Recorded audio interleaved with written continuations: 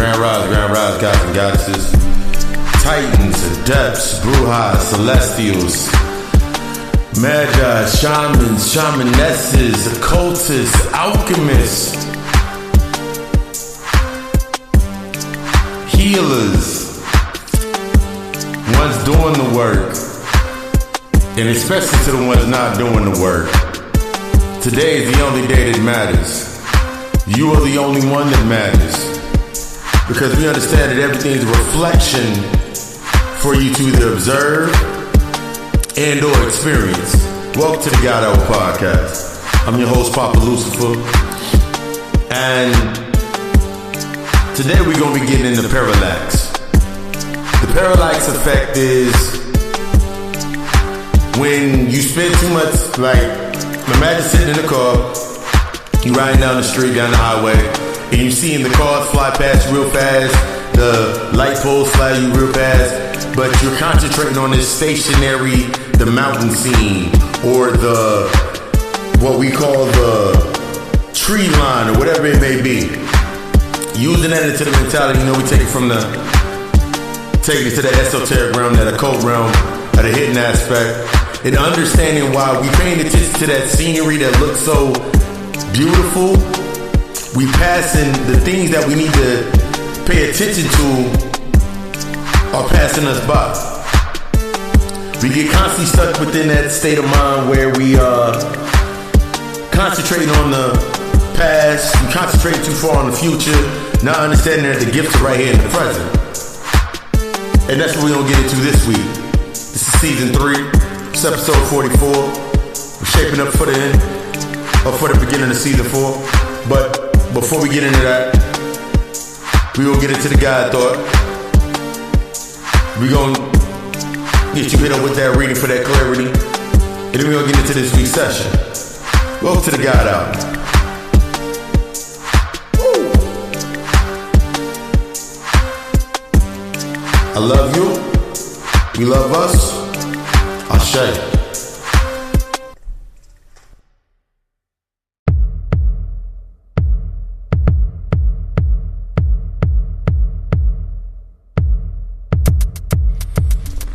Let's get into this God thought. While focusing on the past, the future looks too far and the present slips right past you. On the daily thought filled with hustle and the grind, at the end of the month always seem to end up at the same point. At the end of the relationship, you always end up at the same point. You didn't learn anything, whatever it may be. But why? That's the question. Remember, we gotta start questioning this shit. But why? Why is it that the narrative? Is it because of the mindset stuck on a certain set point? Is it, or maybe it's the undisciplined thoughts that leave us firing in every direction but forward and through? Or maybe it's the constant battle between the old self and the new self. Rather than being one of the three, we have to understand that this is a trinity of variables that creates the parallax. You've always been the driver. Now it's time for you to define your own lane. Through that fork in the road, the coach and the owner of your own team, sitting on the benches of shadows. Stop making your ego the star player. No matter the angle you flip this shit, until you learn the variables, you will end up in the same position every single time. Until you are able to change the illusion to serve you, you will always spend the time trying to see the world through the eyes of that point far off in the distance. The final result, the final frontier. That's not good for anybody. Stop getting stuck in that parallax effect. And you know, that's what we're gonna get into this week. But before we get into that, you know I gotta give you that clarity. So stay tuned for the weekly reading. And thank you for choosing to guide out. Ashe.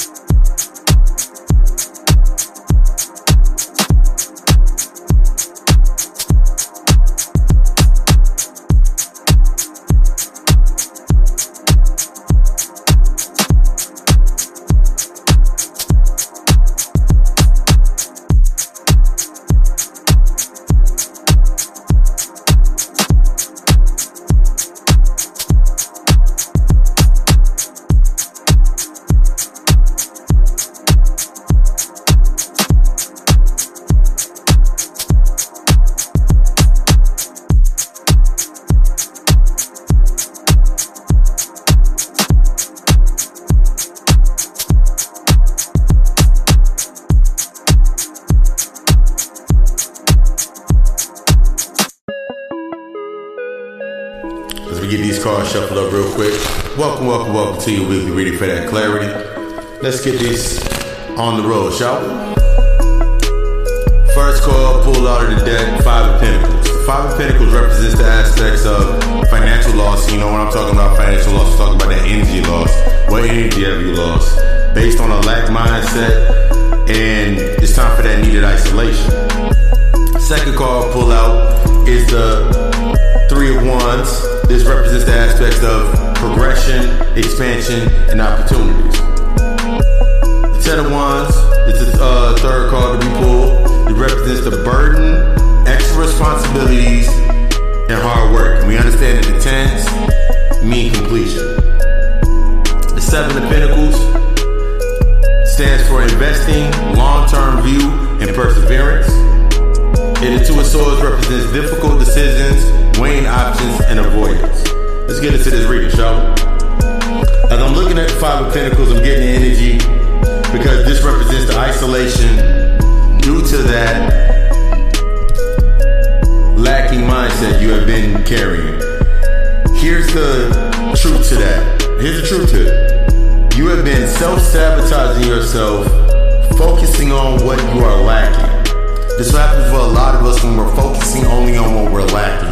We're not focusing on the ground that we've gained. All you've been able to gravitate to seems to always come out wrong. Guessing, falling short every time you try to come into the space that you need to come into. But guess what creates this? This is what creates the parallax effect for you. The things that you should be focusing on are passing you by while you're focusing on the reflections of only what's in the distance. The distant memories of being hurt, the distant memories of being the experiences, the distant memories of all the negative shit that's happened. This is how I need you to change it. It's time to shift your vision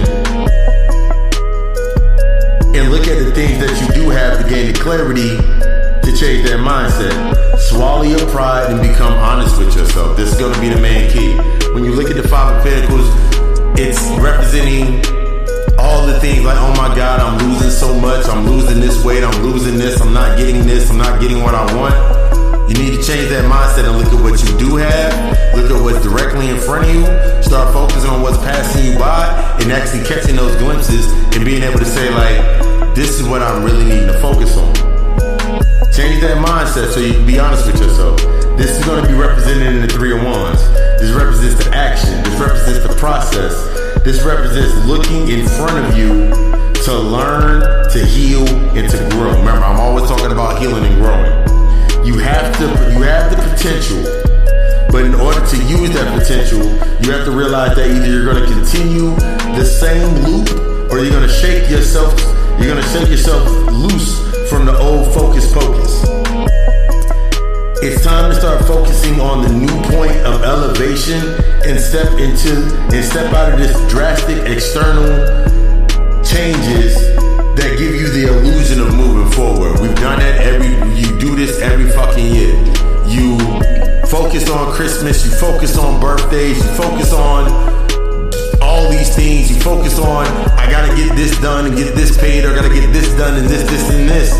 But then at the end of the month, you at the same point. At the end of the year, you about to say, new year, new me. At the end of the year, you about to say, yeah, I did this and this. I'm waiting till I get my taxes to do this. Shit ain't gonna work no fucking more. Sorry, not sorry. Take full advantage of internalizing your potential at this point. Take full advantage of internalizing your potential. This is going to help you set that challenge to take you outside of your comfort zone. The best lies outside of the environment that you're in. The best is always going to be outside of the environment that you're in. Everything in the environment that you're in is already been predetermined and predefined. It's time to step out of your comfort zone and get into that new space. This is going to be brought to us in the Ten of Swords. Ten of Wands. The Ten of Wands, it shows us that lack mindset or that parallax effect has you feeling, I know you've been feeling, because I'm feeling that sense of that. You've been feeling that you've been doing extra work, what has you in this state of feeling extra tired. You ain't getting nowhere. You keep doing the same things. You keep running to the same places to find escape, but you ain't getting nowhere. Guess why? This is a true assessment due to the fact that your potential is only based on how you're assessing the current situations. Those current situations that you're in, the current state of mind that you're in, is not really getting you anywhere.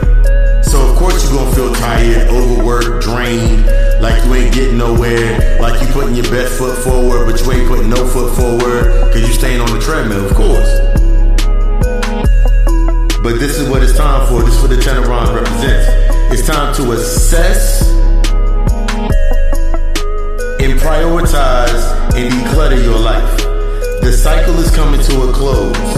And with that new sight and assessment, you will have to demonstrate allowing the collapsing of the old conduits that keep your energy in that sense of stasis, to keep you in that sense of lack mentality.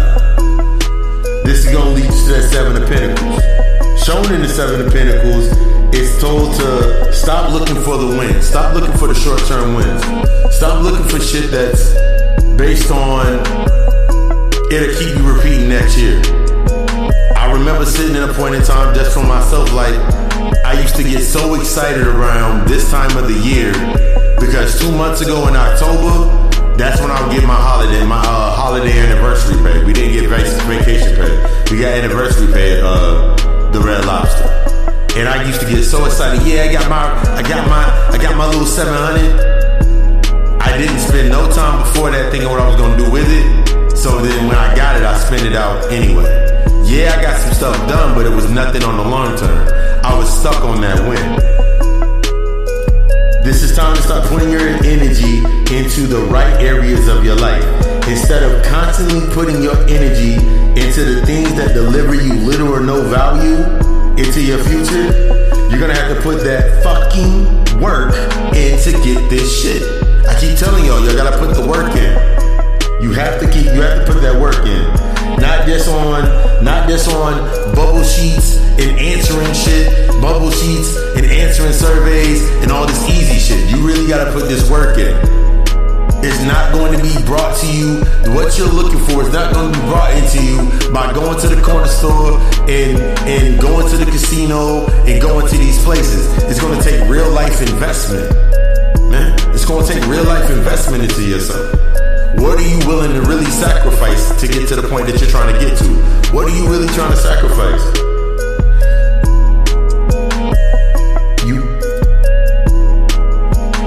Showing you now the work that you've been doing in those spaces. The key is understanding that formula. That formula, that variable, that's your way out. You keep focusing on something short term, so you're never able to use the formula to do anything more. That formula is key to trusting the process. In order to trust the process, you gotta build the process. You gotta be building within the process while you trust in the process, or else you're just gonna keep moving in belief. Belief is trusting with no reinforced value. Stop doing that shit, man. I know it hurt. You know, Lucifer, I gotta give it to you. I gotta give it to you simple and plain. This leads to the last card, the Two of Swords. The Two of Swords represents this is going to help with that difficult decision and that avoidance, represented by the Two of Swords itself. Is it really a difficult decision, or are you just avoiding it? Are you really just blindfolding yourself, hiding from the challenge, or are you waiting for a clear-cut answer? Guess what? There ain't gonna be no clear-cut answer. That sword that's in your hand, that's your answer. Swing left to cut away, swing right. It's a two-edged sword. Swing left, you gonna cut some shit away. Swing right, you gonna prune and you gonna grow some room to make some shit to grow. Make that decision for yourself. Until you make that decision, you will always move in a state of conflict. And when I tell people about, people moving in a state of conflict, it's because your old self and your new self are battling out with each other. Your old thought process, therefore now it's your old thought process and your new processes of being able to think and fighting against each other, because you're stuck in that set point of mindset. Whether it's the struggle, the oppression, the trauma that you've been through, you stuck on that set point saying that is the limit to your worth. This Two of Swords represents making that is not a difficult decision. Either you're going to keep living by that point and standard, or you're going to challenge yourself to move out of that. The Seven of Coins, the Seven of Pentacles represents the aspects of either you're going to stop looking for the easy way out, the easy win, and stop looking based on winning and losing, and stop trying to compete with your old value. Stop trying to compete with the old value. The old value is set there for you to learn from it. That goes into the aspect of that Ten of Wands. The Ten of Wands represents that cycle is closing. What are you about to do now? That cycle is closing. But if you ain't got no focus, if you ain't got no drive, if you're not trusting the process, and you stuck in that, you keep going back into those old environments, guess what you're gonna keep doing? Following the same process, following the same cycle. You're gonna be sitting here at the same time, and everybody sitting here talking about 2020 vision, and you still stuck in 2018 vision. You still stuck in vision from 1998. You still stuck in the old vision that got you to where you at, and it ain't getting you no more forward. I don't know about you, but 2020 was great for me. 2020, the illusion is how you're going to make it. The illusion is what you make of it. So in this illusion that I'm in, right now I'm in a state of abundance, flowing, receiving everything that is in. This is not to dishearten you. This is to let you understand that I went through that process. I was once at that point of that Five of Pentacles when I was sitting there wondering why I was going to get what I was going to get. But then I had to understand that I had to trust the process and build into that process.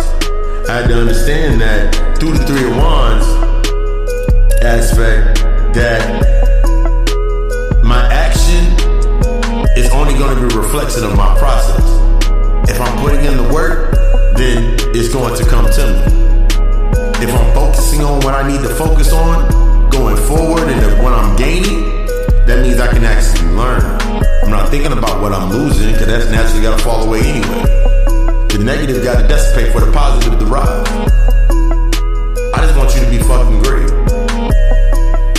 This has been your weekly reading.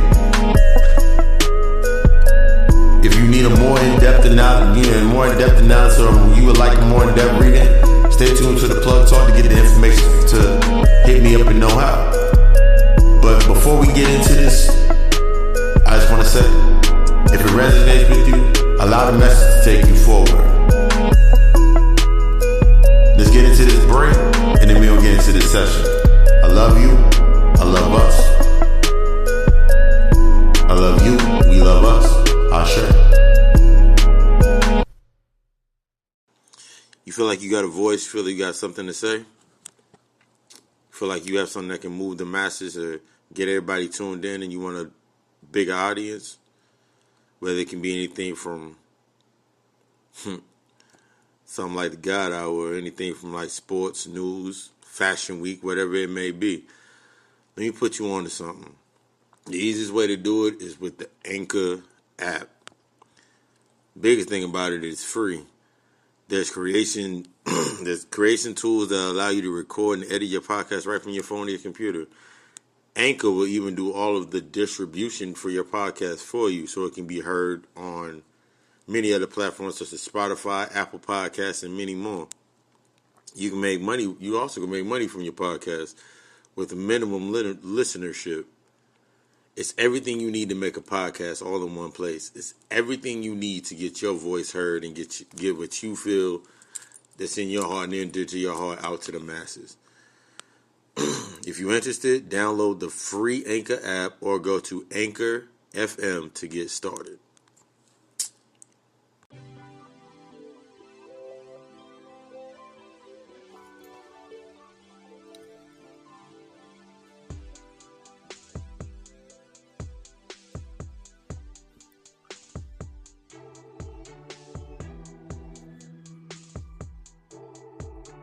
Welcome.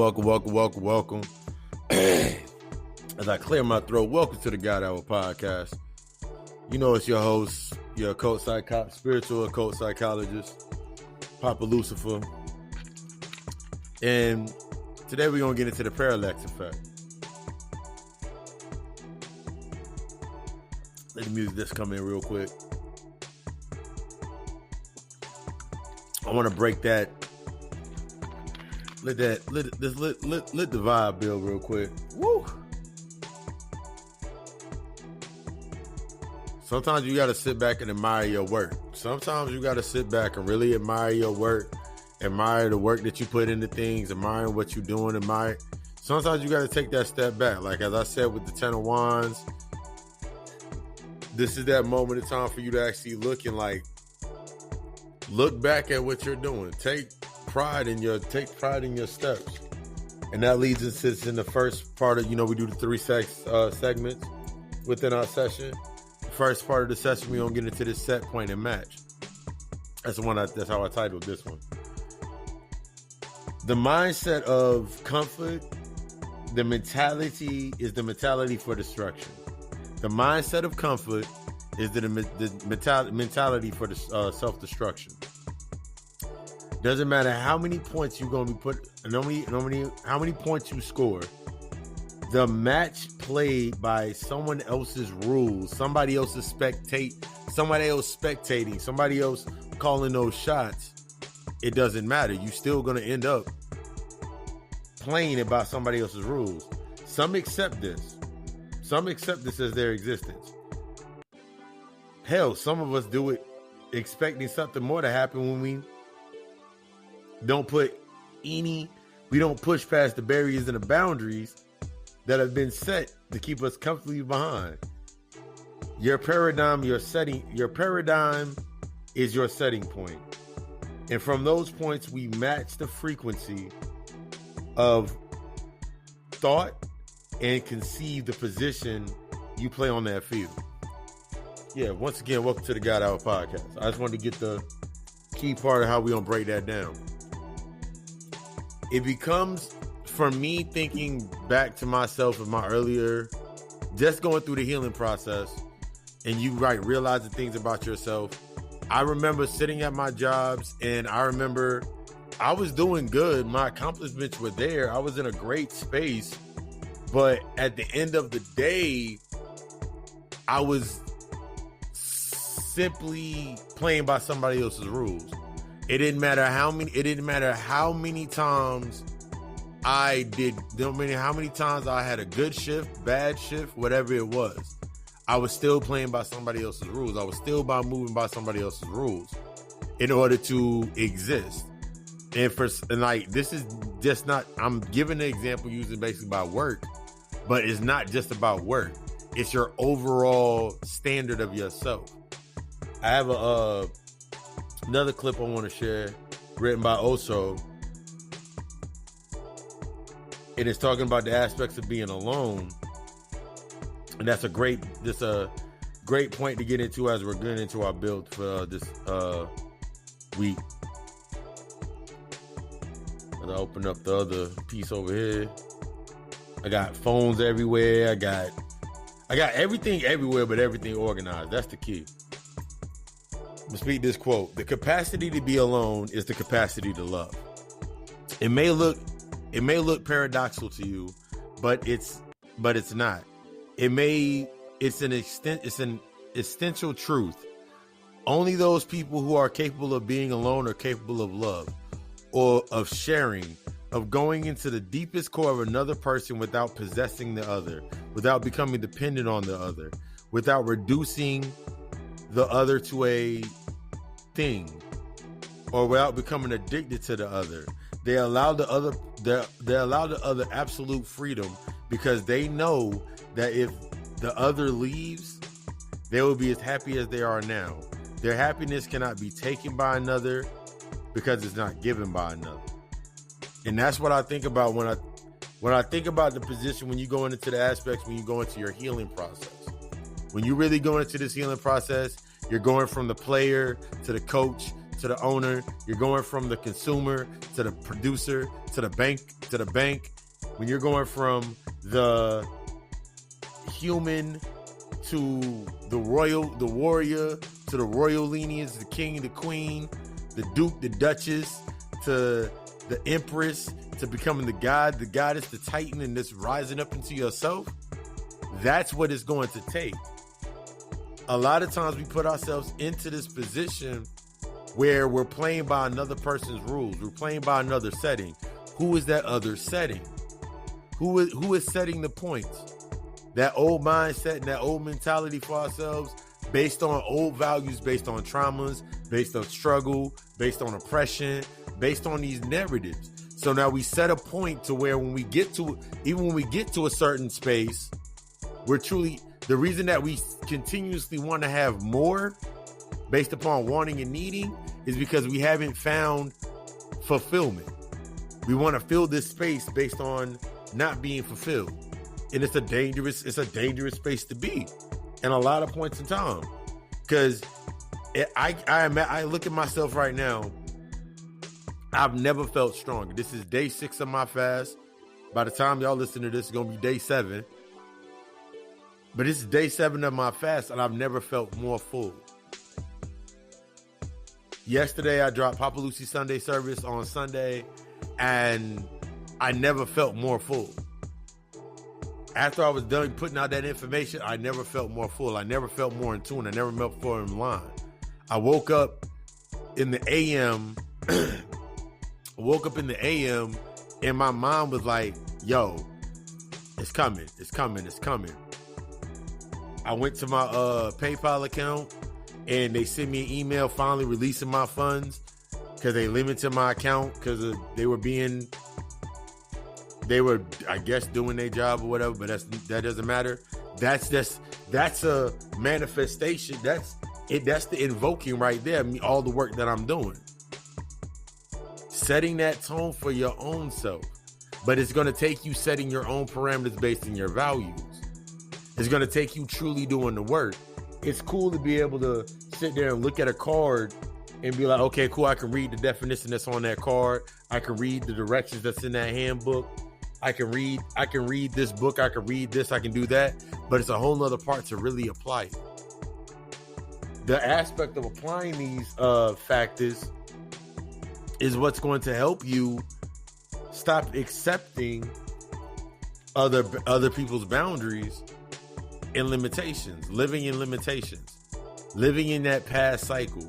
When we think about the set, point, and match, when I think about the setting, that point, that mind frame, that setting is mainly in the past. So now all of my thoughts are now everything about me set in the past. So now everything that I bring to make points on in my present are only based upon the thoughts based on the past.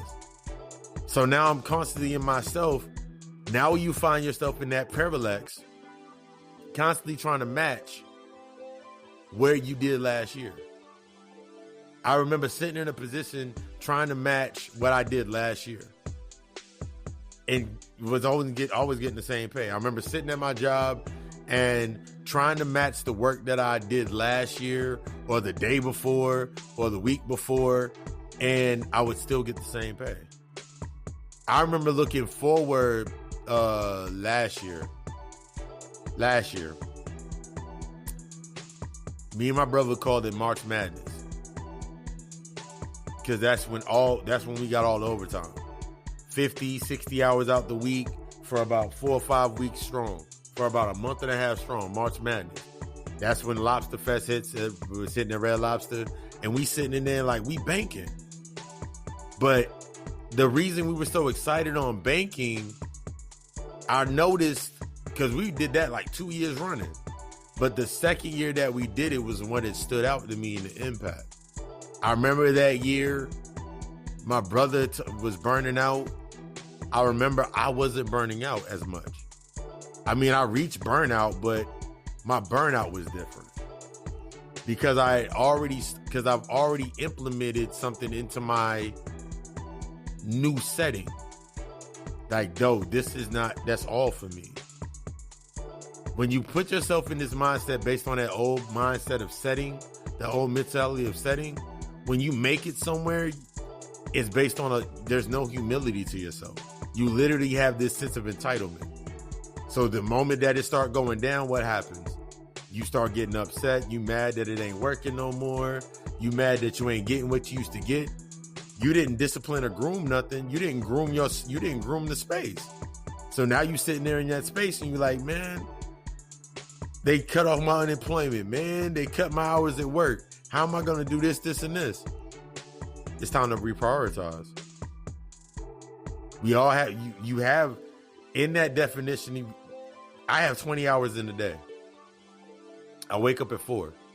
I have 20 hours in my day. Every hour in my day, what am I doing? And what is every hour of my day being used for? Until you discipline yourself into that narrative of being proactive with the thoughts, searching for, being grateful for what you have, and then setting the tone based on how to attract more, based on that, what I have to take out of my space, you'll start realizing that most of the settings that we get stuck in, most of these settings that we get stuck in are based upon the old paradigm. Christmas coming up. Thanksgiving was a couple weeks ago. New Year's is coming up. Not even I'm talking about don't celebrate the holidays, because every holiday I create a different ritual for every holiday. Every portal point, every day is a point for me to create something. But if you're only doing it based on what's there, the definition of what it is, and then you're using pieces from that definition of what it is, then how do you expect to do anything else? You'll always be in this, I got to catch up. I got to catch up.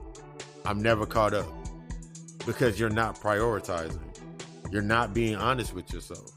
I remember there was a lot of times where I used to like run around with my head cut off trying to get everybody some stuff and get everybody things. And then in reality, their gifts were never like the gifts I gave them.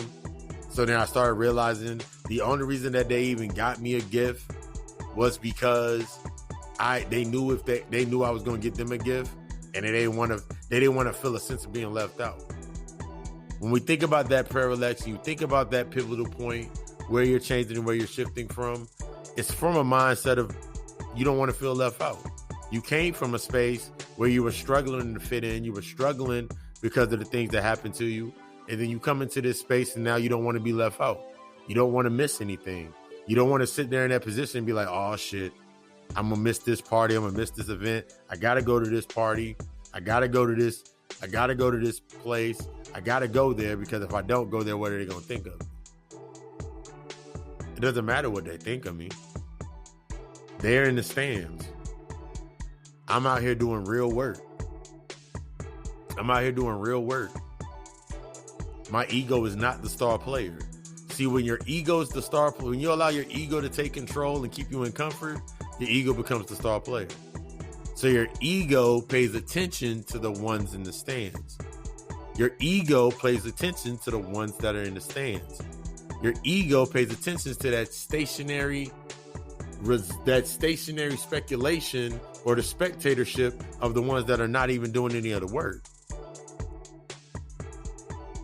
It's free to not worry about what other people are thinking about you. It's free. I sit here on a normal basis and I don't think or worry or stress about what other people are saying. Because the longer I let them speak, the more truth comes out in it. Because something is moved off of impulse, something that's moved off of emotion, something that's moved off of an imbalance, it always runs out. It needs something to fuel it. So when you're looking at your space right now, when you're setting these new points for yourself, especially going into this 2021, the points that you're setting for yourself, the barriers, the boundaries that you're going to be putting up is going to make a lot of people upset because they ain't going to be able to feed from you anymore. I set my new parameter. I set my new paradigm. From my new paradigm, I set my standards. From my standards, I set my boundaries. I set my trajectory and I'm taking off. You ever been in a position where motherfuckers always like, you don't spend enough time with me. You don't come around the house like you used to do anymore. You don't do this, and this. They're going to give you a long ass list of stuff that you don't do anymore. Period. And then you're going to be sitting there like, God damn. You're going to be sitting there like, damn, I really don't come over here anymore.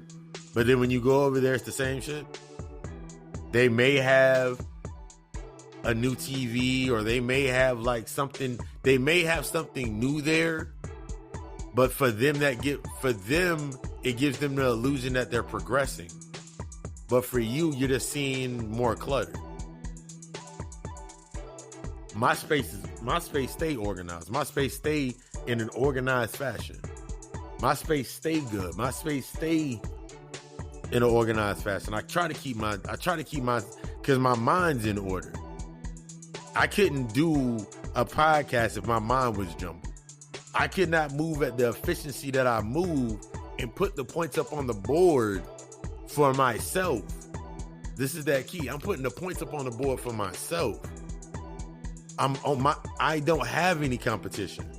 At a point in time, when my ego was still in effect and I was still fighting against my ego, I was my own competition. I would beat myself up. I would criticize myself, self-talk, negative self-talk, bring myself back down, and then be mad when other people start looking at me like I lost my mind. Like, why is he talking to himself like that? Now the conversation with me is always on money. It's always on point. My conversations with me are always going to be in a positive sense. So I can build that space. That way, when something does come up to trigger me, I can now realize and I'm more self-aware. That's a major key in that understanding that setting of your new paradigm, moving from that old set point. We get stuck in this old set point because that's all we've ever known. That's all you've ever known. We don't have to get deep into the aspects of that ever because we know what it is. But the key is we have to stop speaking on the problem or on the issue itself and actually start producing the solution. The only way for me to produce solutions is to become the example first. The only way that my solutions are actually going to take root and they can be applied is if I become the example of my solutions. This doesn't mean that I have all the answers, but when it comes to me and the work that I've done, I have the answers to the work that I'm doing.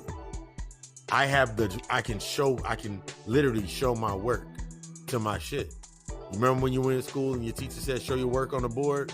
Or you got points off when you didn't show your work, and then you got mad even though you know you used the calculator? This is about showing your work right now. If you have not been doing the work, it will show.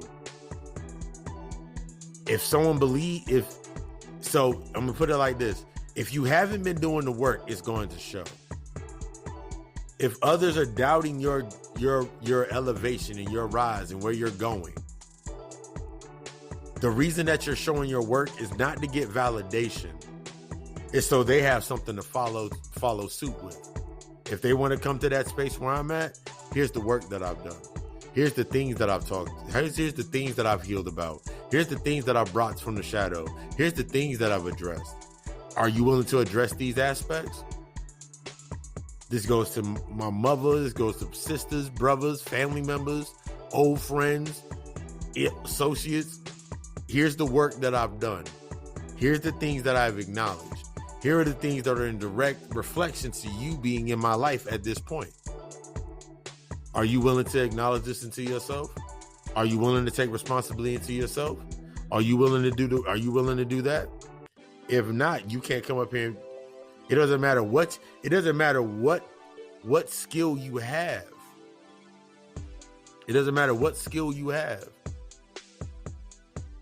We can sit there in a position and we can build on that skill and I can learn from that. But you can't come into this space. This is protecting your energy at all costs. People are trying to get at you based on lies. People are going to try to get at you. When we think so lightly of it because we really don't really think about it. But somebody can attach to you based on a lie, based on a projection, based on the glamour that they put onto you. And they'll connect to you based on that. And you'll defend your truth by defending. This is where most people, when you see in debates, you're defending your truth. My truth does not need to be validated by anyone else. As I feel my truth, as I feel my space, as I check my cup and now I fill my cup with my abundance, and I know my shit's working for me, the only thing that I have for any individual is, I dropped the whole damn piece on myself. Dropped a little bit of the butt on me. That's not going to stop me. I'm not doing this for validation. I'm not doing this for someone to validate my work. I'm not doing it to somebody to validate what I'm doing. This work is for me. This healing is for me. I'm not doing it because when you do this, you're going to do that also quote, when you're putting yourself, you haven't taken this time to be alone to yourself, that solitude, that isolation to yourself. When you're not taking that time to yourself, you're going to find yourself addicted to everything else around you. This is how an addiction is rooted. This is where addiction is rooted in. I've done the adverse study on that. This is how addiction is started. An addiction is based on a need and want that is not being fulfilled, and it's being the aspects of what need to be worked on behind that need, behind that pattern or that setting is being repressed. So if I'm repressing something behind my thought process, behind my thoughts, in my mindset, I'm suppressing something, it bleeds out into my thoughts. Remember, your thoughts create your reality. Your thoughts create your space, create your environment. So now if my thoughts create my environment, and my thoughts are being fed by the trauma, fed by the things that I have not worked on, then what do you think your environment looks like? Everything becomes your enemy. Everything becomes competition. Everything becomes something that you're now trying to put points up against. Now you're sitting in every space that you're in, whether it's at your job, you're trying to compete with everybody at your job, you're trying to compete with everybody trying to compete with family members, you start competing. This is why we compete with it. This is why motherfuckers are competing with motherfuckers. because they do not have a sense of understanding like, yo, the pride that I'm taking is only an illusion. The pride that I have in myself is only an illusion. There's no depth to my pride. This is why when you take this thought process right here.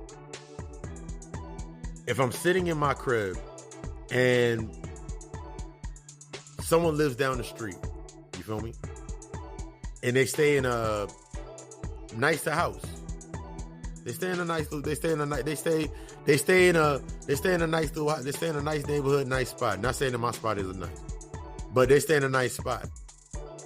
If I did not look at the work that they've done to get to that space, or what they have to what they're sacrificing to get to that space, I'm only looking at the space. I'm gonna spend most of my time trying to make my space look better than their space, only based off of image, only based off of the setting. I go in their house, they got a big screen TV, they got nice couches, they got all this nice shit. They got the car sitting out in the front yard and shit. Now in my house, I'm like, nigga, I gotta get my shit up. And then we call it friendly competition. No, it's you're feeding your struggle mentality by giving yourself this false illusion, that something actually happened, that you're actually achieving something. So now at the end of 365 days go by, and then you sitting there like, God damn, man, I gotta wait till I get my khakis to get that.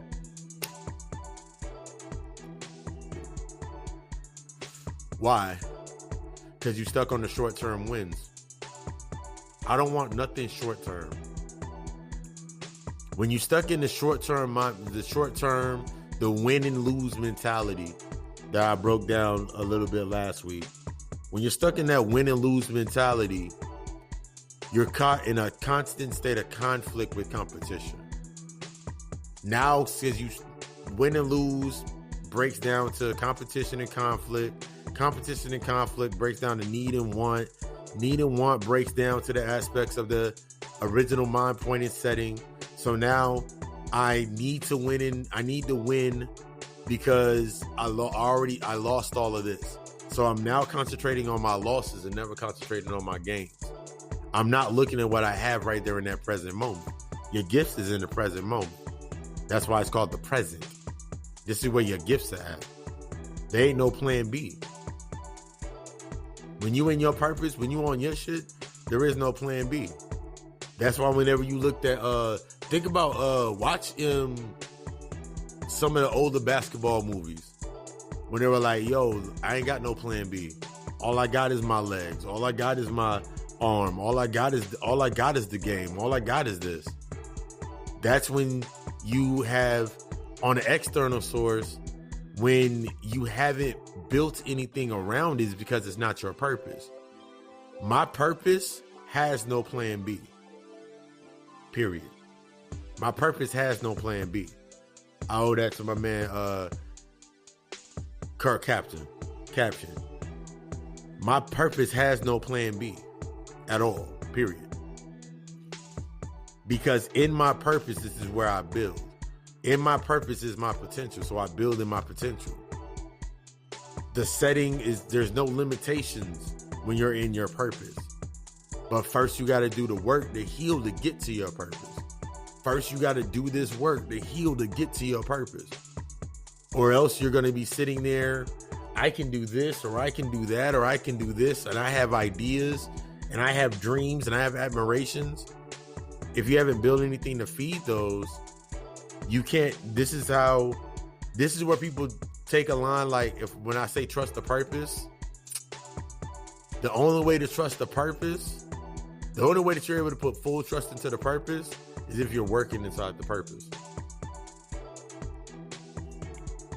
Your first purpose is to heal. Before you do anything else, your first purpose is to heal.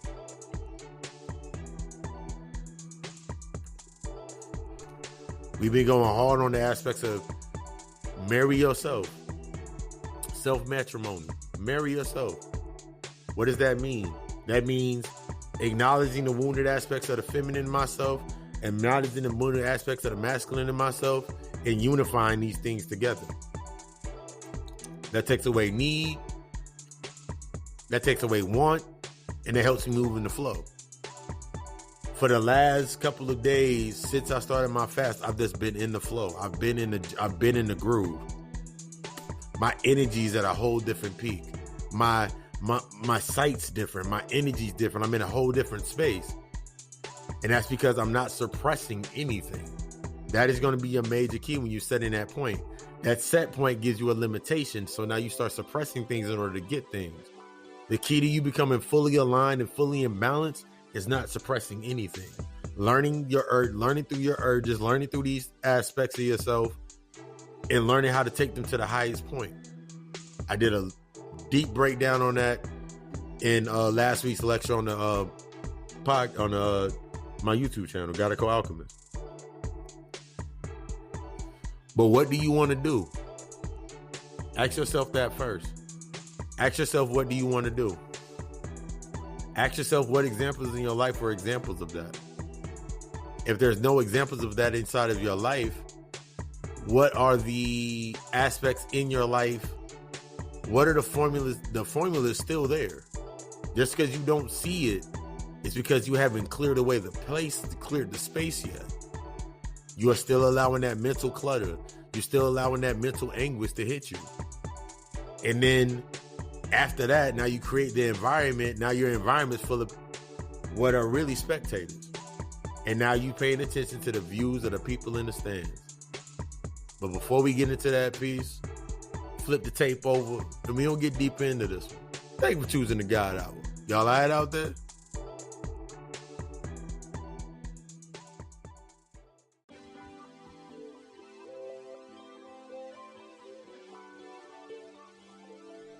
And we back.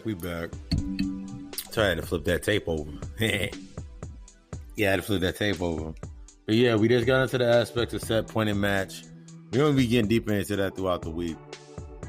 But yeah, that mentality of where you've been hurt, where you've been slain, where you that mentality can't help you move forward. It's only going to leave you in a space of creating those illusions of I made it to a certain point, but then you're never fulfilled. There's no depth to it. That's the reason why it doesn't work. And you always find yourself trying to do more and be more and never be able to sit still, is because honestly, you stuck in that space. You want that space. You want that space to mean so much to you, and it's all right. It's a understandable aspect. Like, you want that space to mean so much to you, and it's a good thought. But without reinforcing it, the process never comes full circle. And this is when we're thinking about that views from the stands. What views are you using to navigate? For most of us, there's the validation through the expectation of others, how they feel, how they will react, etc., etc., etc. The truth is, fuck those thoughts. Fuck what they gonna think, fuck what they gonna feel. If an individual wants to stay inside of a toxic paradigm or mindset, want to stay inside of a space, not want to do the work, they want to stay within that space because they're getting something from there that serves them a purpose, let it serve them a purpose. You're not here for that. There was so many times in my life where I literally sat there and I was trying to make everybody work. And I thought about it like, just like when you sitting there, imagine sitting there watching a football game or watching a basketball game or watching something on TV, and you arguing at the movie theater. That's a good one. Arguing at the movie theater, telling them not to go that way, or you arguing at the game, telling them they missed their pass. Here's the reality of it. Think about it like this. They getting paid regardless. Whether they miss the shot or they make the shot, they get paid. What are you getting paid? This is what I talk about when I'm thinking about viewing the worried about the views of the motherfuckers that are in the stands when you out there on the field doing the work. They're not paying you. You already, everything that you getting paid, you feel me, is already off the top. When you in that player mentality, you thinking that when your ego's in the driver's seat and it's moving you around, you thinking that everybody's views, everybody's opinions, everybody's thoughts of you are what are gonna pay you. I remember there was an old lady, there was an old head, there was an older old head lady. We used to call her mama back in the day at one of where I used to work at. This is like back in, I want to say like 2008, 9, so long ago. But she was like, I remember her favorite line was, "Ain't nobody fucking me, feeding me, and paying my bills. I come in here, I do my job, and I leave.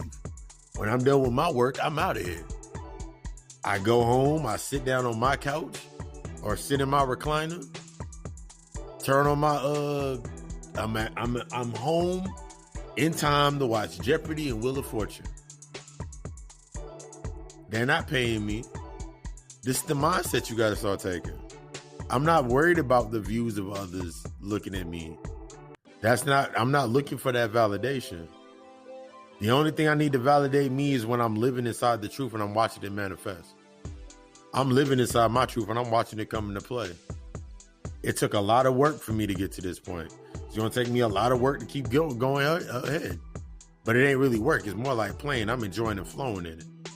Adjusting as I need to move, adjusting and becoming more self-aware. One of the things that we get stuck in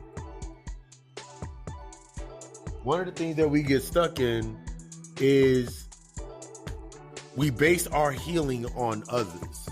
We put our healing in the mindset of others. So we'll sit there in a position, for example, you'll sit there in a position and the only reason that you'll heal is to get something in return. That's not how it works. The only reason you're going to show any type of growth or any aptitude of changing or evolving, which is actually you just changing, you'll make a whole 180. I'll turn over a new leaf.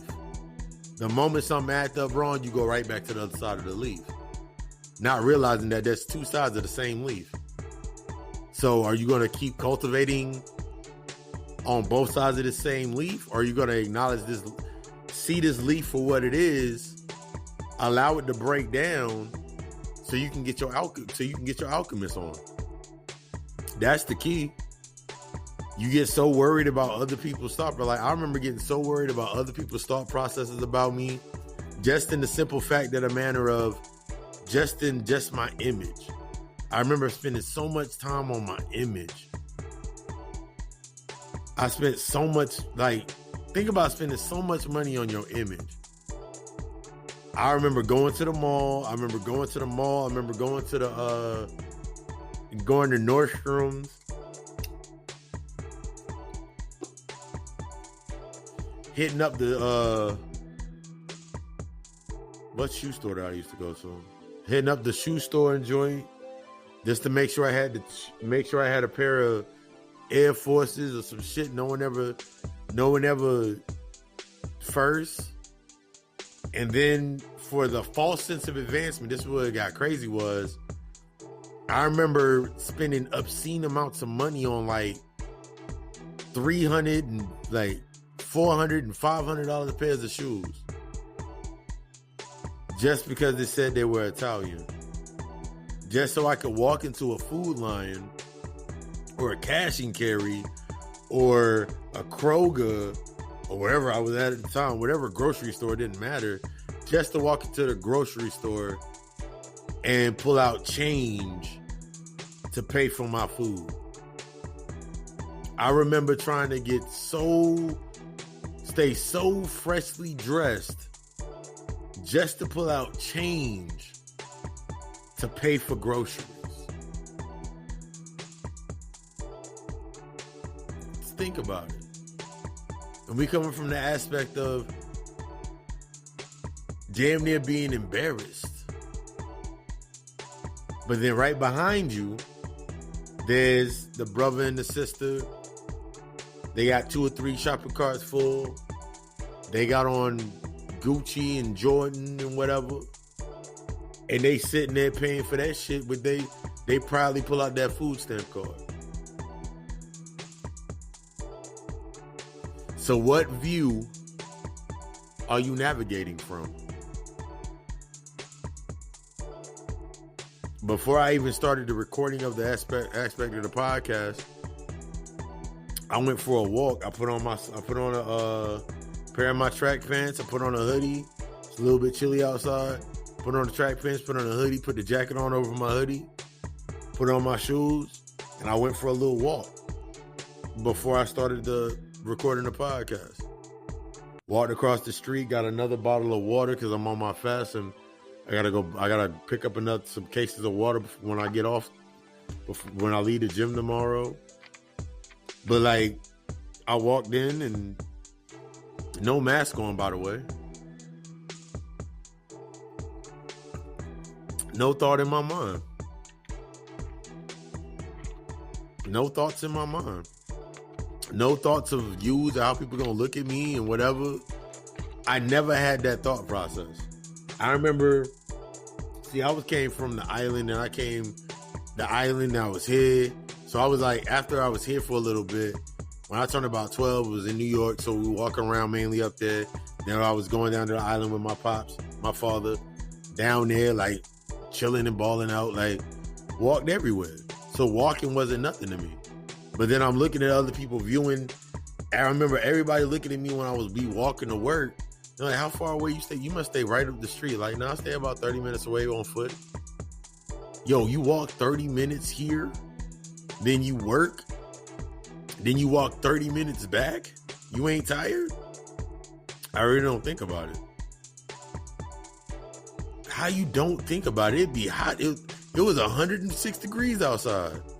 You notice that I had a fucking tank top on. You notice I had my backpack. I had a tank top on.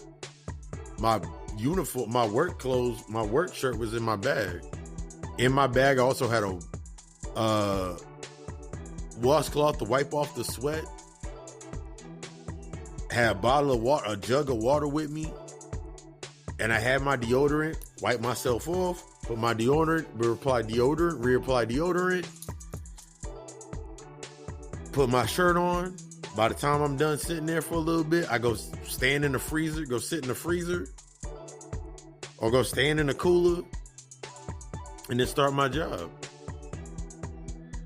Get off, put the tank top back on, take my walk back to the house.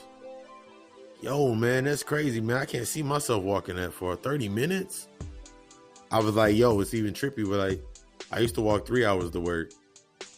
Like, damn, 3 hours to work? And I noticed something.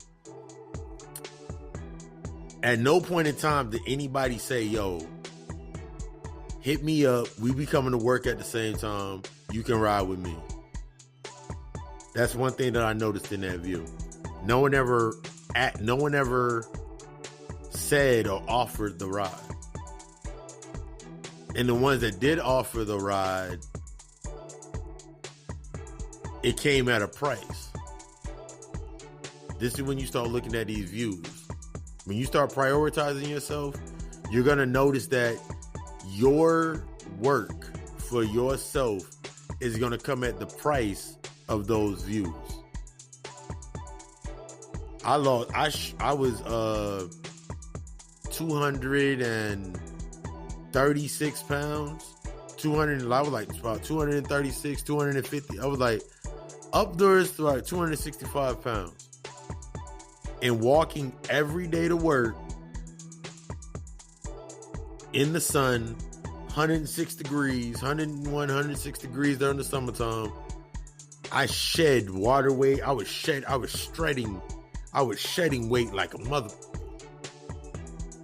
And then by the time I got off, it was too late to even eat. So I had ate before I came to work. So like I would stop by whatever restaurant around the time. I was vegetarian. I was in my vegetarian stance at the time. I was vegetarian / only eating seafood at that time or chicken at that time. So I would always leave my house early. Either catch the bus or I would catch a bus or catch an Uber, whatever, depending on this dependent. And then I get dropped off at the mall. The mall had the food court in it, and it had like the Subway in there, little joints in there. Some days I go get my hair cut. Other days, okay, cool, I get dropped off. I walk from the mall. From the mall to my job was like 20 minutes, like about 15, 20 minute walk. Either way, like there was two ways to get to my job. I either could hop this fence and take this shortcut and it'd be about 15 minutes, or I could take the long way and it'd be about 30 minutes, but I pass all these little restaurants on the side. Like, there was a sandwich shop up here. There was a sandwich shop right there. Then go further up, there was like this little, like the Asian joints. It was actually this ramen shop up here, ramen shop. I stopped by there. I eat good for my lunch. Knowing that this is after 12 o'clock, I eat good for my lunch. Sit there, eat my lunch, watch a Bobby Hemmett or a Brother Panic or a Phil Valentine, watch a lecture, sit there with myself. If I still had some time afterwards, depending on what it was, depending on how busy it was inside one of the restaurants, sometimes I get my food to go. I found myself a nice little sitting space, sat there like the sun. By the time I got there, the shade was perfectly over the spot. Sit right there, sit my backpack down, got my water down, got my music playing, and I'm just sitting there in my space eating my food, reflecting on what I got to do for the night at work. I think it was Friars one night or whatever, and I'm sitting in my space and I'm good. Cars ride by, people walking by, watching people. Then I get up, put my stuff in my bag, throw the trash in there was a trash can around the corner, drop my stuff in the trash, walk across the street, go in there and start my day. Isolation. I wasn't looking for anything to I wasn't looking for anything. There was some of the most humbling moments in my space and my time because I wasn't worried about other people's views. I wasn't worried about other people's views. People like, yo, man, all this money you make, yeah, I know you make a lot of money. Why don't you get a car? Why? I've already went through the work of like, why am I going to get the car for? All I do is go to work and go to my crib. At most on a day off, I go shopping to go get stuff to make food, or I might go to the gym. Other than that, I don't really go anywhere. I'm in the house, I'm to myself.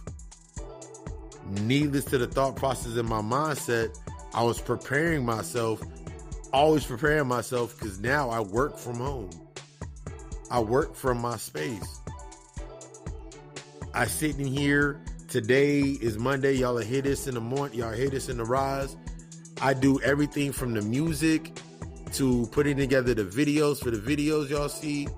I do all of that from the comfort of my living room, the studio. Where do I need to go? Everything I'm flowing, everything that I need flows directly to me. So where do I need to go? What do I need to do? What was I doing all that running around for? For views of other people? Why was I always trying to be seen somewhere? For views of other people? And in reality, I hated being seen anywhere. I hated the aspect of being seen by other people. Like, oh my God, they can see me. I hated that shit. That false view and narrative.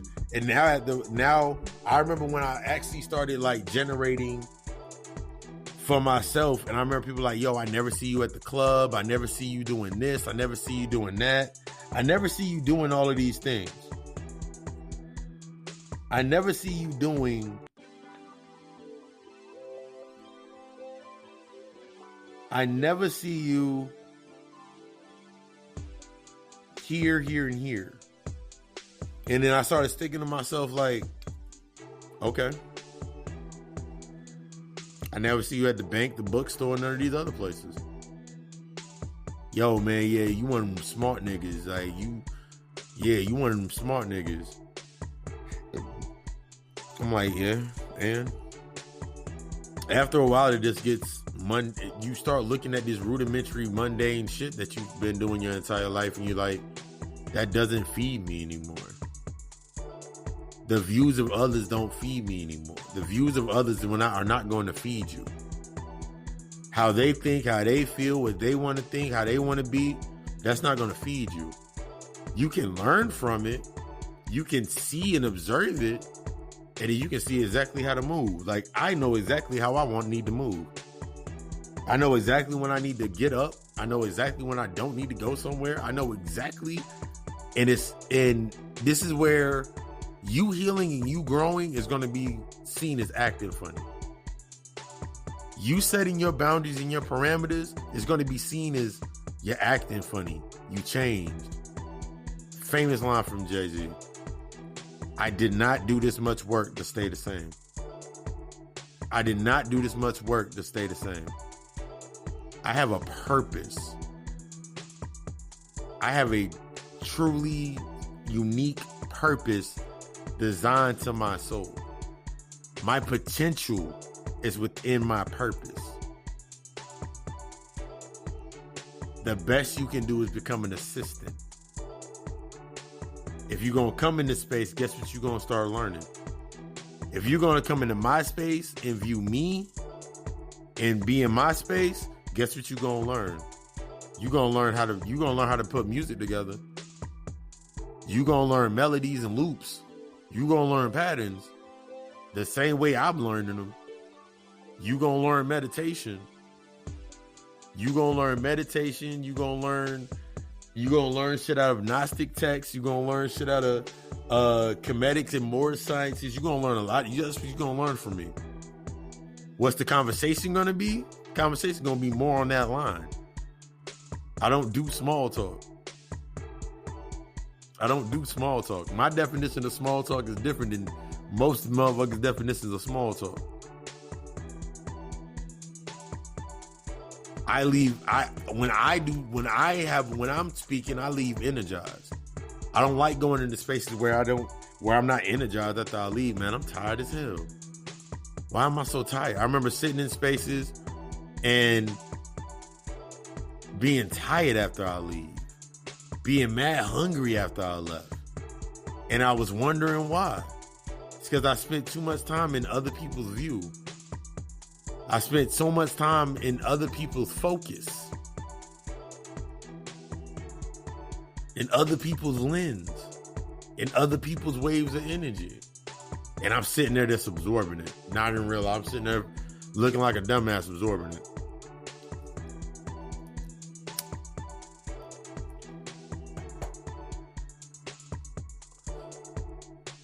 It made me think about something. I think one of the funniest things that happened to me was I just thought about this, I never got excited when it came to sporting events the way other people would do it. Even when I was like, yo, my team was the Giants, there was a reason that my team was the Giants. It wasn't my team, it was what that team represented. But when I was hearing people like, yo, my team this, my team that, and I remember like they would have so much knowledge of sports and stats and all of this. And I remember one time I was sitting I was at another job, and I asked my uncle, I was like, yo, all the information and all the knowledge that you have and the stance that you have on your teams and your build, because the reason that I used to stay around my uncle, or the old head that I call Unc, is because he was so knowledgeable. And then he was an Aquarius. He was so knowledgeable, but it was from a biased standpoint. I remember one thing he always said was, I do not bet with my heart. So even if I know my team, one of my teams is up against somebody that's formidable, I will not bet with my heart. I will bet with the other team. And it made me think about something just now. I will always bet on me. and it's not based on emotion. I will always put support within me, and it's never based on emotion. So when I put support in others, it's not based on emotion. It's not based on what they're going to think about me. It's not based on how they feel about me. I'm basing it based on their work. When you change your viewpoint and the narrative of how you navigate yourself, your viewpoint is not going to be on supporting simply because what they are. If my sister or a family member or a friend, anybody that I know is like starting a business or they're going through a healing process, I'm gonna support their healing process. Not because of I known them for a certain period of time. It's because they're changing their narrative. They are showing that they want to change their paradigm. I'll support you all day if you're wanting to grow. I'll support you all day if you're wanting to evolve and elevate. But I'm not going to support you if you want to stay in the position that you're in. I will honor and I will accept you wanting to stay where you at. And I will move accordingly. Ain't got nothing to do with emotion. Ain't got nothing to do with longevity. Sometimes you got to let them go. Most times you got to let them go. I learned that the hard way. That was a big learning process for me.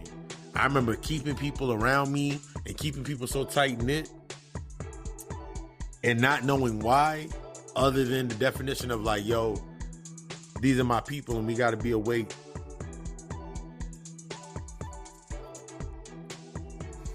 But then the reality set in and I was like, self, you're not doing it for the reason that you thinking you're doing it for.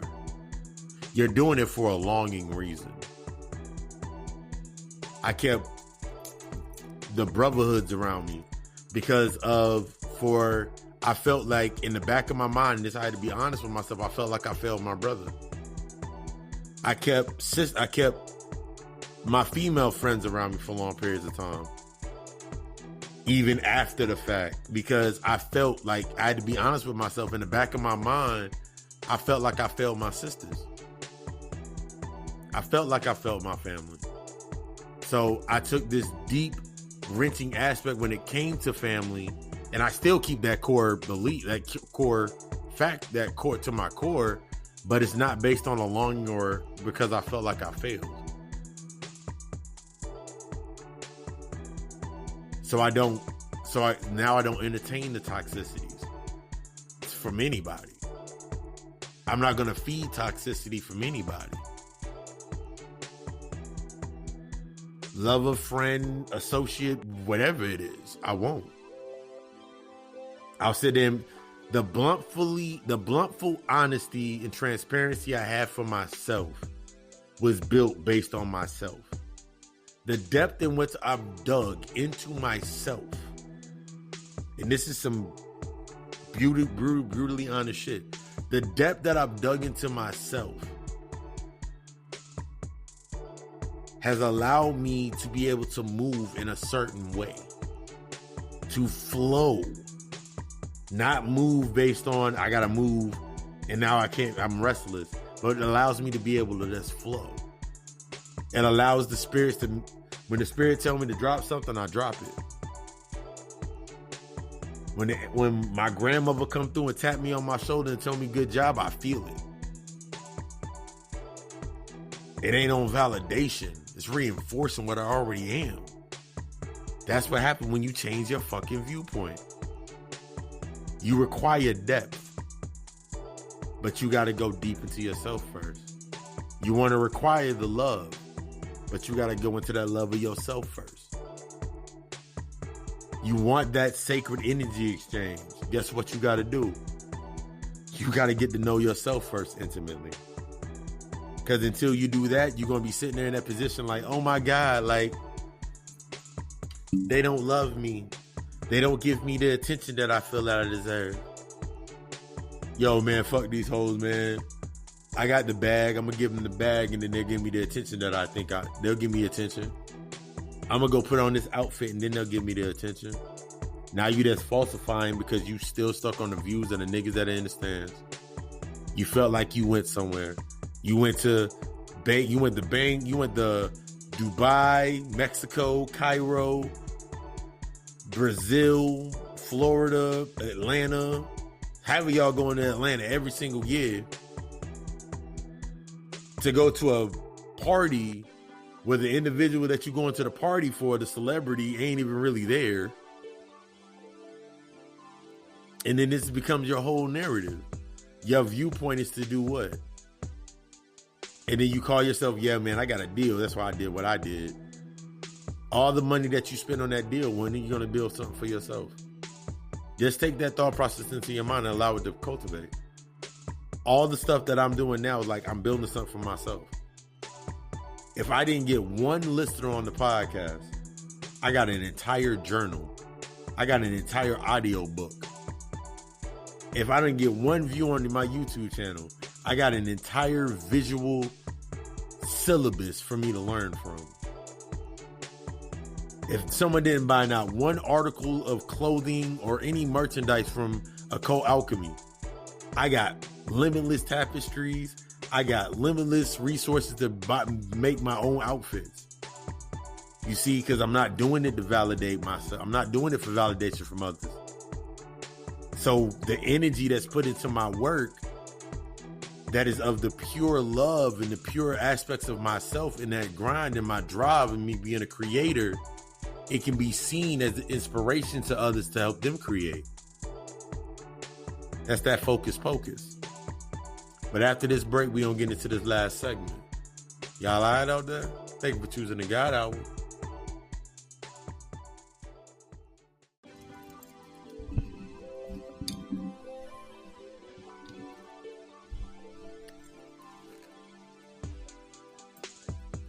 I allowed the beat to flow back in. Yeah. I was really, really trippy while I made this beat. But yeah, welcome back. The last segment of our session is Focus Pocus. Your position is based on the work you put in. This is where the variable of focus pocus comes in. You ever watch a movie and they blur out what's up close and they bring into the background into focus? That's what most of us do unconsciously. The state of creating an illusion of depth to sustain that altered vision that we are further along. And this is a very deep aspect. It's actually one of the deeper aspects when you start thinking about those views in the stands, staying in the view within the stands, and setting based on the limitations of others being in those stands. So think about it like this. If I'm always sitting in the stands waiting up, watching everybody else do their work, when am I ever going to get any work done? Take it even further. If somebody's doing some work, that means they're in the field, they're getting it in. I'm sitting in the bench watching while I'm getting my stuff together. That's observation. That's when you setting that focus on what you're focusing on. If you're only focused on the short term, everything that's up close, you'll blur out to try to get to that point. I remember being at a point in time where I literally had myself in a position where I would be looking at like the result. I remember being think about when you were little and you remember when you was going like walking around you were walking around or you were riding with, I remember riding with my mother, riding with my aunts or whatever. And like, I remember we were like, I didn't have a sense of direction yet. So I'd be sitting in the back seat. I'd be looking at like billboards and saying the shit on billboards. Or I'd be looking at all this other stuff. So I never gained a sense of direction where we were going. So I remember getting older. It was my first time to be able to drive. I remember my first time driving, sitting in the driver's seat. actually driving. And I remember taking the route for the first time taking the route. Everything that I once paid attention to when I was a child, the billboards and all of that stuff, all of that shit started zipping past me. Because now I'm focused on a different destination. That's what you're doing when you're coming into your healing process. All that shit that you used to have so much focus on, that shit disappears. Because when you in your purpose, when you working in healing, the first step is healing that, and the first purpose for you is to heal and to learn. So now everything that you used to look at and pay attention to now disappears. All the things that you used to look at in the aspects of, what the hell? Everything you used to look at in the aspects of going through the healing process, all that disappears. It no longer exists. It no longer has a purpose. It no longer exists. This is when you start looking at what really you're bringing into focus. When we think about the neurological program of the trauma and the thought, our mind naturally will only look out the negative aspects if our mind is only tuned to the negative. So everything negative in your life is, of course, going to come to the surface. Everything that can help you sustain your trauma, it's the insecurity, the view that you need to stay in, that's what you're going to focus on. So now think about, as you're focusing on this and you have your focus on that, think about what it does to your thought process. Now your thought process becomes I know, instead of I'm coming into my knowing. Your thought process becomes I'm grown, instead of always saying that you're growing. You stifle yourself based on putting that focus on I'm grown. I know what I seen because I can sit here. I remember sitting here every time like, I know how niggas act because I'm a nigga. That means I put every single nigga, every single brother in the same boat with me. So now I'm putting the false expectations on other individuals based on I'm putting them in the same focus as me. Think of setting that expectation. Now you sitting there. I remember putting my views based on me being undisciplined. I thought everybody was the same thing. It boils all the way down to like, remember when niggas still say the shit. Nigga, pussy is pussy. No, it ain't. I never could feel to that thought. I was like, nah. They all got a different type of energy. And then they would try to battle their truth, like, man, it get wet, don't it? Like, yeah, but there's all different types of energy. And I was saying this shit when I was in the unconscious. This was after shutting down my gifts and all of that aspect. So then before coming back online, these are the things that I started really looking at, like, nah, they not all the same, bruh. All they focus is not the same. They all looking at you for the same thing. Nah. Especially me now being a practitioner, being a healer. It's like, now that I'm in the position, now like my view has changed. It's like when somebody is in true need of healing, they look different. Their soul is different. This is when we talk about the aspect of seeing people's auras, seeing people's souls. Like when I look at somebody and I can tell that they're hurt, I can tell that their soul calls out to me. The energy is coming. The energy naturally is going to come to you. I think I dropped something. The energy is naturally going to come to the stronger source. Me that I'm in a strong position with my energy and I keep my energy cultivated and I'm charging myself, my energy is super strong. Individuals come to me based on that. But here's the other part of that. When you're bringing things into focus, you're removing the body. When you're bringing things into focus, you're removing the ciphers, you're removing the body, you're removing the defining aspects of that space. This becomes one of the major keys when you're doing your shadow work. You're removing the definition or the pre-definition that was created based on the narrative. So let's say you taking an aspect, this, you know, it's the healing part. So let's say I'm looking at my mother. I have to take my mother outside of the definition of what I said my mother, the definition of what a mother was, in order to do the work, in order to see her as what she is and learn the aspects deeper than just, I can't look and I can't believe my mother did this or my mother did that. It's like when you tell the joke, it's like listening to the joke. Hey, yo, man, you think your mom sucked dick?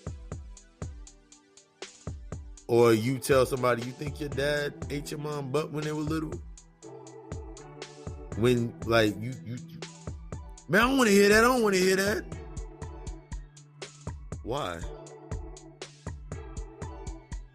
The whole scenario is building in my head. It's like, okay, cool, yeah. If it happened, it happened. I mean, that's how I got it. This is when you're breaking past that barrier and that limit. The things that keep you locked in this space based upon if I take this out of focus and they're able to pay attention to my background, they're going to see something that I can't explain, that I can't deal, that I haven't dealt with. This is why motherfuckers put you in focus. This is why people put you in that focus mentality. People will lock you into this position, in this mindset, to make you keep looking at them. Keep the attention on me. Don't look behind me. Don't look around me. Keep the attention on me. Do not go any deeper than what I'm showing you.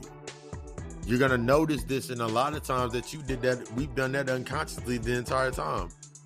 And the only reason it was because of that original set, that set point in your mind, that you got everything that you needed to get at a certain point in time based on where you were at, based on what you really haven't dealt with. I got my job, I got my house, I got my car, I got my clothes, I got friendships, which are actually trauma bonds. I got in these relationships where actually there's trauma, all these trauma bonds, all this stuff that I got based upon trauma. The original set point, the things that hurt me. So those negatives are what are bringing charge to you in the things that you're getting in your space.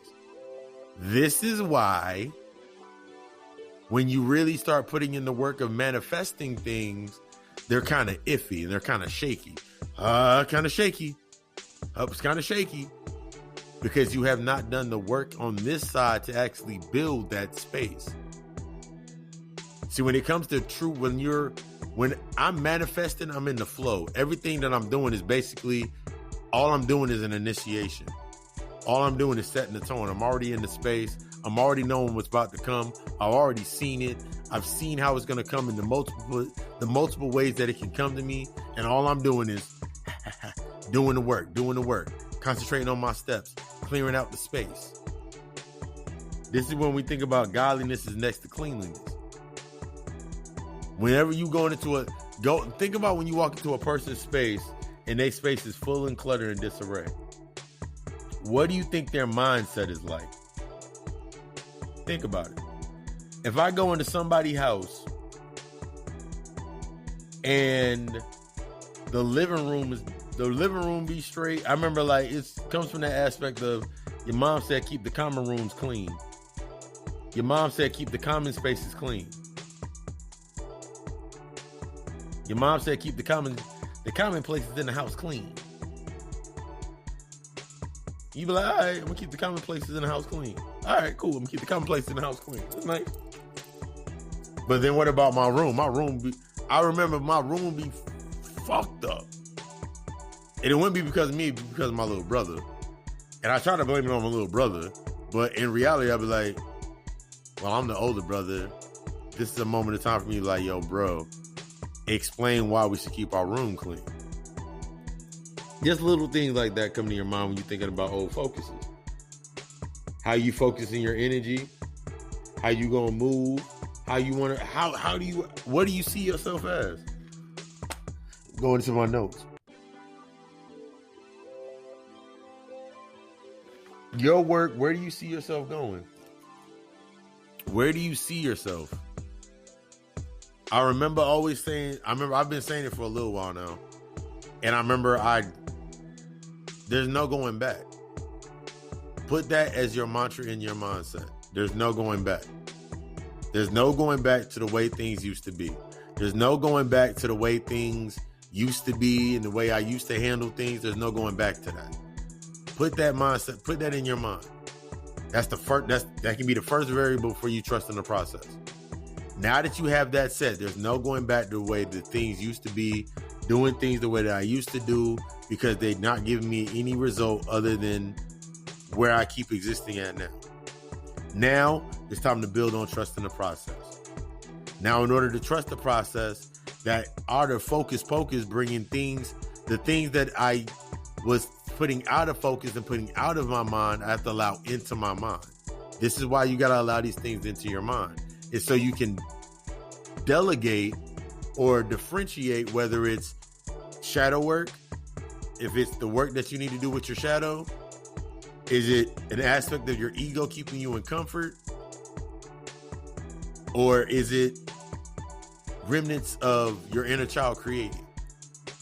Remember, if my mindset's in a negative space, then my inner child is going to always create negative things. They're always going to want to fight. They're always going to want to fight, bully, argue, yell. These are the aspects of your inner child when you're looking at this. Think about what you're bringing into focus and think about how it affects the inner child. That's the healing process. This even goes even deeper if you have children or if you're around children. Think about the results of what you're saying and what you're doing and what you're bringing into focus and what you're not bringing into focus. Think about how it affects that child. If you're not being honest with yourself, then how can you be honest with the inner child? Because the inner child is going to be the first aspect. And then if you have children, if you're not being totally honest with yourself, you're not being totally vulnerable with yourself, how does your child learn vulnerability? How does the child, that young god, that young goddess, learn vulnerability if they don't have vulnerability to be shown to them? This is where, for a lot, I remember for myself, just thinking about it, like, I remember a lot of the things that I did were in results from my parenting agents. Mother, father, uncles, aunts. I remember I learned the most stuff from my aunt and my uncle Ernest and my aunt Carmen.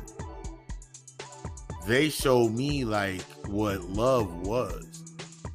They showed me what love was to the T. I remember them laughing and joking and playing jokes on each other. I remember them always laughing and smiling. I remember even when they did have a heated discussion, it was a moment of reflection. Like they would sit there and be like, wait. My aunt would catch my uncle and be like, wait. My uncle would end up catching my aunt and be like, wait.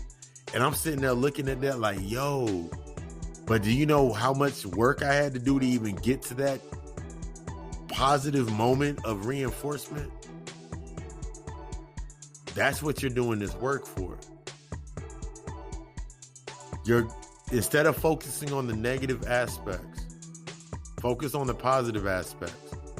The things that you saw in the positive light, those are going to be the things that you are able to take into the dark. There's so many people right now that they're transmuting the same pain that was brought onto them by a loved one. There's so many people right now that are transmuting pain that was brought into them by a loved one. And now they're transmuting that pain into every relationship that they ever go into. They're making trauma bonds and friendships based on that in everywhere that they go to. Sitting there sad, sitting there upset, sitting there in a position of lostness. Trying to put all the focus on them up close so you don't look behind them. Scared of death. Becoming addicted. The biggest addiction is not the external drug, but it's the drug of wanting to be loved, wanting to be honored, wanting to have attention. But if you're doing it based on this narrative of never changing and never growing, you'll go your whole life in that space, never finding love, never loving yourself. You'll put false, as I'm always saying, them false expectations on other individuals. Your best to never be good enough for anybody else because you haven't found the best in you. I spoke on that a little bit on Sunday. I want to go deeper in it right now. When I think about my best is determined on my value. The value that I have in myself. My impact is based on my desired impact is based on that very value. So when I'm sitting in here, when you think about an artist, you think about a person working on their music, working on their craft. You think about a person going to the gym and doing their workouts and doing their work and building and doing their networking and learning things and going around other people that are in there on their frequency. And then you're looking at them from a state of competition, and the only thing you're focusing on is the fact that they're moving forward. The reason that you get hurt by someone that you think that they're in the aspect that they're moving forward is because it exposes you to how much you're not moving, how much you're not doing the work. And then this is where the manipulation comes in. Now you find yourself trying to attach to them in some way. But then the attachment goes from a loving embrace to a state of possession. It goes into, I remember I was in that state of possession for myself. And this is a very therapeutic moment. I remember I was in that state of possession. I remember when I looked at my father, my pops, and my pops, everything that he did was from a state of possession. He would only give based on possession because he didn't learn the nurturing aspect of guidance because he never had his mother in his life. He never had the feminine aspect in his life to teach him that. I remember for like weeks and weeks straight, my pops would always say out loud, I didn't get a wife, I got a mother. He would acknowledge the karmic aspect of what it was. I didn't get a wife, I got a mother. Wash your hands. Don't go in there in the kitchen without washing your hands. If you mess something up in there, clean it up. And I remember sitting back and looking at that, and that's what my pops needs at this point in time because he's never had it. So then it made me really look at that relationship. And then it made me reflect on my relationships. But I'm looking at my mother and my mom's and my pop's relationships, and it's basically my mother to my pops is literally a mother. And my pop, the reason in the broken aspects or the wounded aspects within my mother are reflected in my pops being the father that my mother never had. So then I can take that in reflection of like, damn, I can see the wounded father, masculine and the father aspect in this space. And there's nothing in that space that I need, so I can step out of it because I'm my own parent. That's true discipline when you become your own parent. Being able to use all of those lessons, not just the positives, because when we get in that aspect of trauma, we look at all the negatives, and then you end up becoming your mother. This is why my mother will be like, you act like your mother, or you act like your pops. That's why. Because you still have a dependency on that. You still have a longing for that. You're still searching for that father in your life. You're still searching for the protection of a father in your life. You're still searching for the protection of a mother in your life. But you build up sense of resentment based on a trauma that happened to you. Now you sitting in that position and You can't sit still. You have to have this sense of control over things, because if you don't, you feel lost. But now you're going to get in that position for a lot. You're going to get in that position when you're going to meet that divine masculine. And they're going to tear your ego to shreds. Every way that you used to think, they're going to tear to shreds. And you got to sit there and take it, because that's the healing process. You're going to meet that divine you're going to meet that divine feminine, and then she going to tear your ego to shreds. But guess what? You're going to sit there and you're going to take it, because that's what you've been needing. But that's the aspect of when you access the healing part. When you access honesty with yourself and you know that you need to heal, everything that you're going to come into until you reach the healing process is going to be something to show you to heal.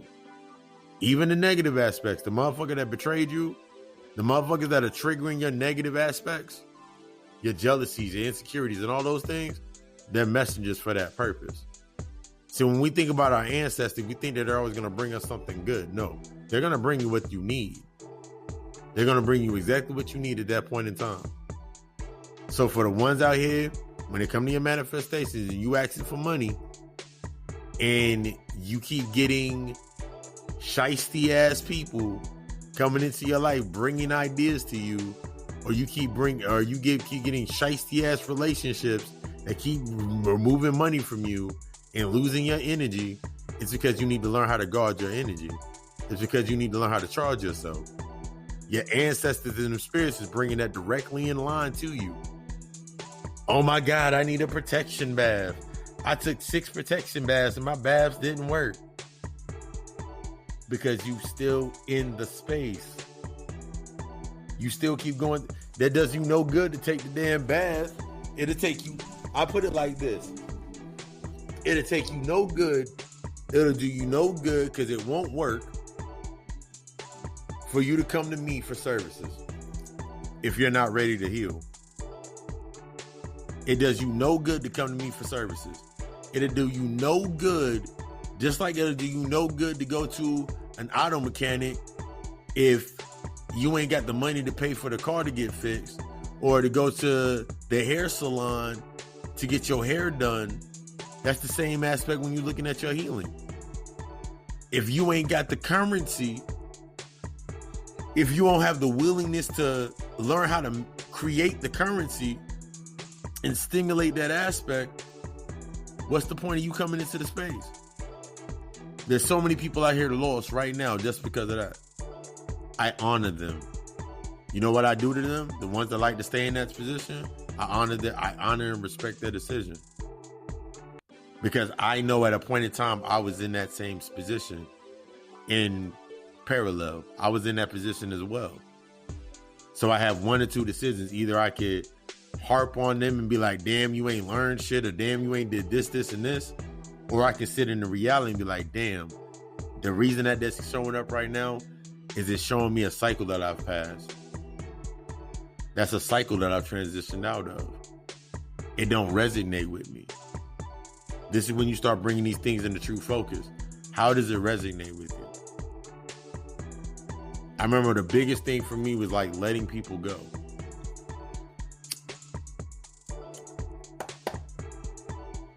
I remember there was a space for me when I was letting people go.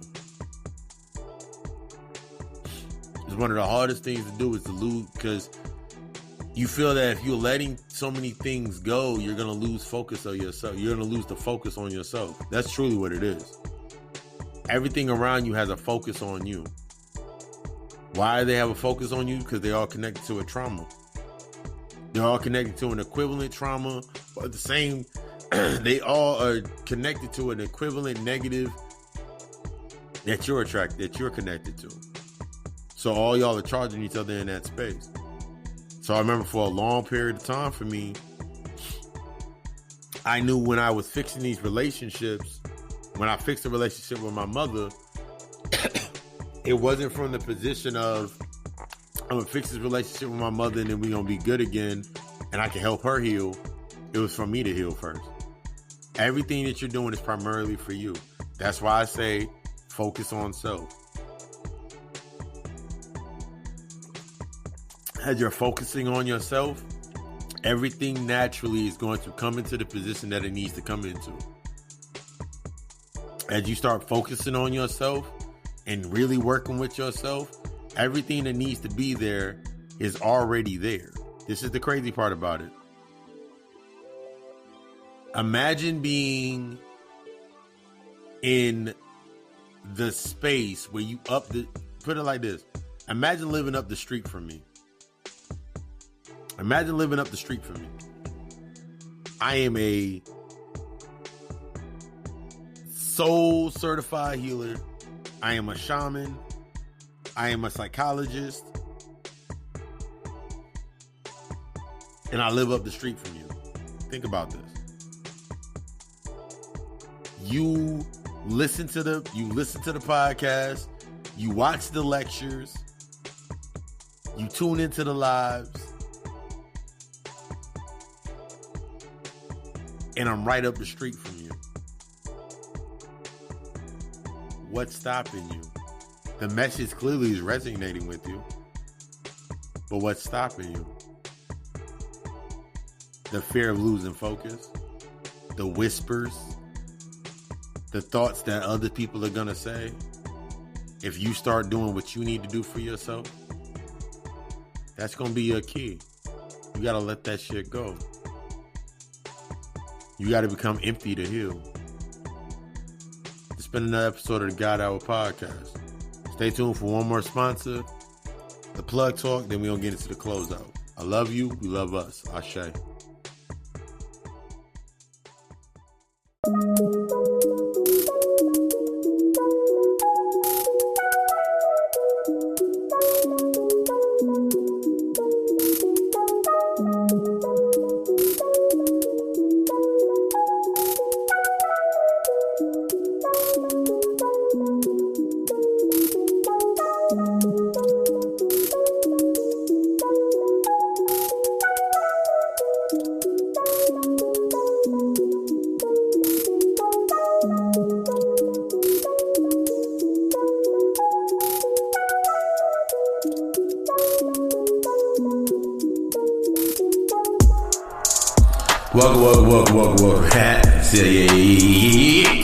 Yeah, we had to do that. Welcome to the Plug Talk.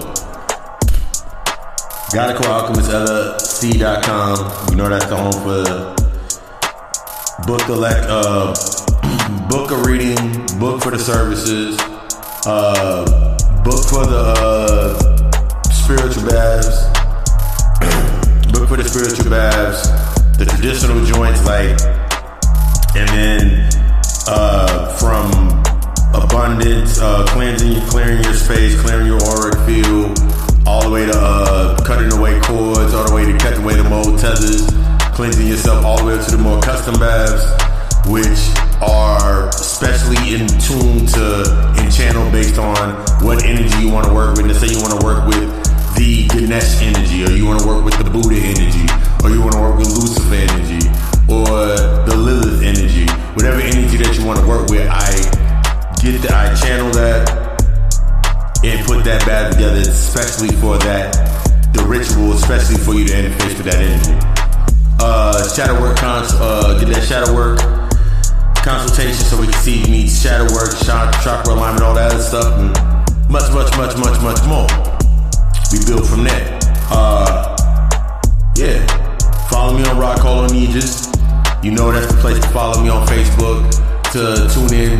If you're listening tonight, 2 days the only day. Tonight will be the best night, 7 p.m. Eastern Standard Time for the God Hour live show. So if you this is your first time coming through and you want to get a reading, but understanding that you want to test it out, come through there. You know we got the specials. You know I got one call for $222, 3 calls for $777, and you know I do a 5 call spread for $15.15. Live on the air, get your reading, get you tapped in, tune in and tap out. Speaking of the tuning in and tap out, what else is new on the horizon? I also got the guided meditation classes coming.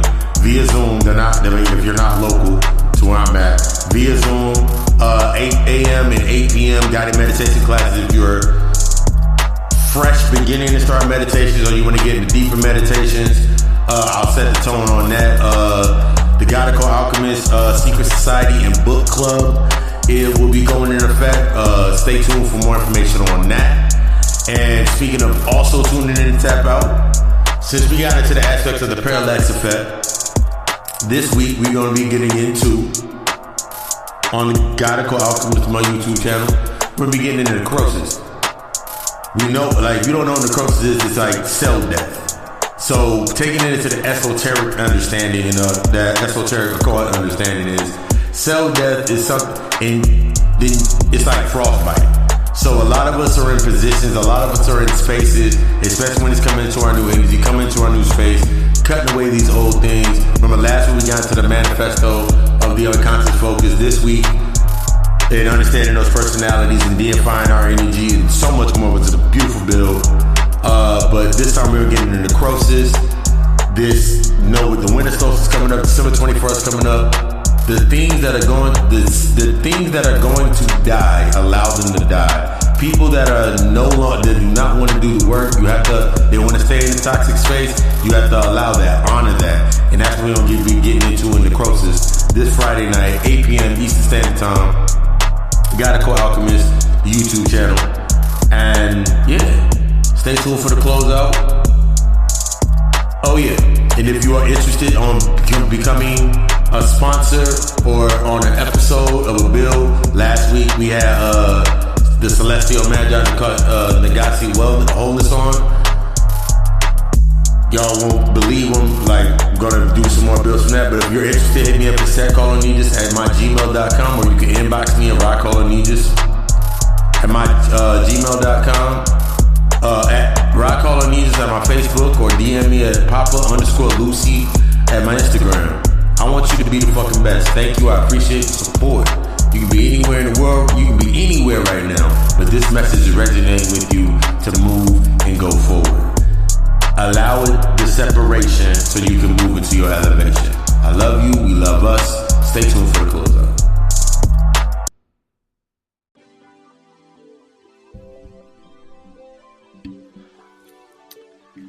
Yeah. We back. This is a powerful build. Nice, powerful build. Nice, easy. I want you to focus on you. Main goal. Like, focus on you. While everybody else is in the stands, speculating, keep doing the work till you start elevating. Stop allowing your focus to become altered based on what you're used to. You're used to getting what you've been getting used to. You've been set to that point to go to only a certain point. You can't go outside of that box. Step outside of that box. Allow yourself to actually take that moment of isolation. Isolate yourself. Go into this hermit phase. This conjunction coming up between Jupiter and Saturn is going to be it's going to be a very big karmic aspect on a larger scale. And thinking about I can't even remember what's in retrograde right now. But you're in a space to heal. Everything you've done to this point is not meant to make you stay the same. It'll be pointless. This is not your ending. This is your beginning. Switch that mindset. The middle point is always going to be the same. Gain the transparency by understanding that where you came from was your ending. This is your beginning. This is your rising. I want you to be the fucking best. If you're listening to this tonight, if you listen to this live on, you listen to this today, being the only day that matters, tune in tonight, 7 p.m. Eastern Standard Time for the God Hour show. Facebook Live, exclusive via Rock All Needus. My Facebook page. And we're going to keep building on this.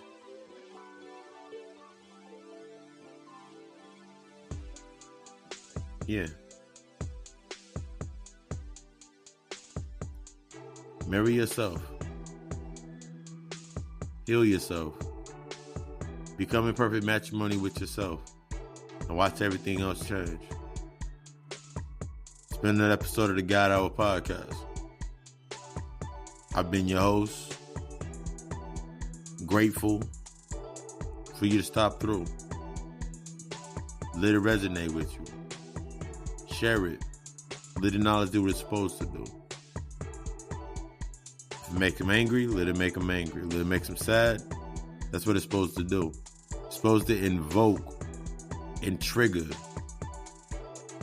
your evolution. I love you. You love us. Ashe.